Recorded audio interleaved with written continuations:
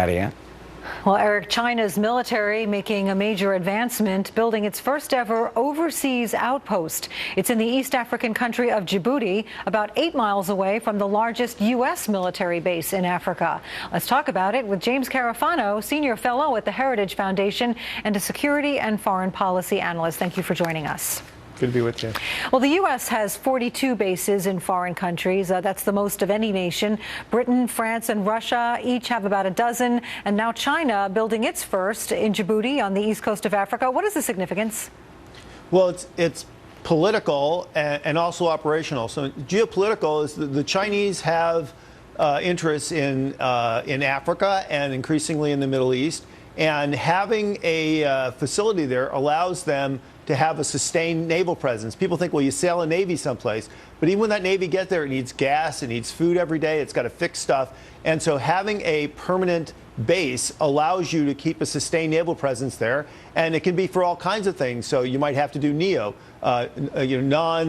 evacuation of employees from an embassy if something happens, or evacuate somebody that gets sick or something, or some other reasons. So there's lots of reasons why you would want to do things in a region, and if you have a Navy there, it's to do that, and this allows you to do that. The other thing that's really, really big for the Chinese is they're gaining operational experience on how to operate navies at long distances. This started when they participated in the anti-piracy operations off the coast of Africa, and allows them, in a sense, to practice how to use their Navy in the blue ocean. That's really valuable experience for them.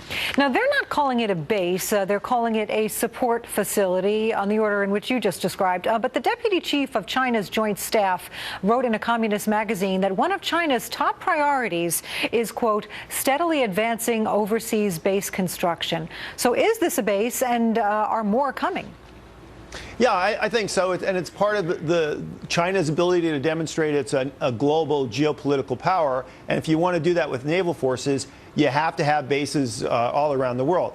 But that's not, from a military perspective, and the thing the next president has to worry about, it's not this base in the Middle East. What you really, really have to worry about is what China is doing in its own backwaters in the South China Sea. If China owns the South China Sea, it's not just about owning a bunch of islands in the middle of the water. The South China Sea then becomes a protected space for them, so it makes their missile force, their undersea missile force, almost invulnerable. It pushes back the distance where the U.S. Navy can safely operate. So South China Sea, that military competition, that is huge, because if the Chinese win that, they could push us out of Asia. The stuff in the Middle East, it's interesting, but it's not the big fight. Huh. All right. Well, meanwhile, China is also reorganizing its military command structure. They say they're trying to rebalance their armed forces. How would this change the People's Liberation Army as we know it? Well, China has two concerns with their military. One is, essentially, China has a long-term strategy, a vision of an Asia without America in it, and eventually creating the military conditions where the United States doesn't have the ability to operate in Asia and isn't a significant force anymore. But they also have internal issues. They use the military as the foundation of domestic security, and they always want to make sure that it's appropriately structured and organized to do that. So they do have both of those missions.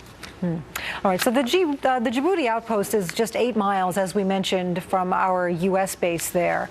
What does this mean, that proximity for the U.S., if anything? Well, not much. I mean, I imagine, the Chinese maybe can do a little more spying on you because, again, if you've got a base there, you can keep their ships there, and you can keep an eye on the U.S. Navy. And why would you want to do that? Well, maybe you don't even care about what the United States Navy is doing per se in the Middle East, but you like to watch U.S. naval operations, how the ship operates, what kind of tactics they use. That's all information you're compiling, which, at some point would be very, very helpful if your goal is to actually push the U.S. Navy out of the Pacific. China has been participating in the United Nations anti-piracy missions. In fact, the U.S. has praised China for that. And China says that this is one of the main reasons for this Djibouti outpost to repair and resupply the ships involved in that effort. How important is China's participation in this anti-piracy mission? Well, I don't think it's, I don't think it's hugely important. I mean, these kinds of things wouldn't happen without the backbone of the U.S. Navy. I mean, the U.S. Navy is really the only naval force that can operate in a sustained manner around the world. And if anybody else does that, in a sense, you have to have the U.S. Navy to operate with. So the Chinese are there like a lot of other countries, and that's right. helpful.